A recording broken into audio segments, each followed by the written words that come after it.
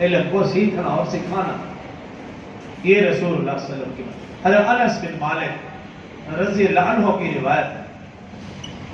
فرماتے رسول اللہ صلی اللہ علیہ وسلم نے ارشاد فرمایا جس شخص کو یہ پسند ہو کہ وہ ایسے لوگوں کو دیکھے جس کو اللہ نے دوزخ سے آزاد کر رکھا ہے وہ علم سیکھنے سکھانے والوں کو دیکھے. اور پھر فرمایا رسول اللہ صلی اللہ علیہ وسلم نے اس ذات کی قسم جس کے قبضہ میں محمد صلی اللہ علیہ وسلم کی جان ہے جو شخص علم کے حصول کے لیے عالم کے دروازے پر چکر لگاتا ہے اللہ تعالی ہر حرف کے بدلے میں ہر قدم کے بدلے میں ایک سال کی عبادت کا ثواب لکھ دیتا ہے. اللہ تعالی ہر قدم اور ہر حرف کے بدلے میں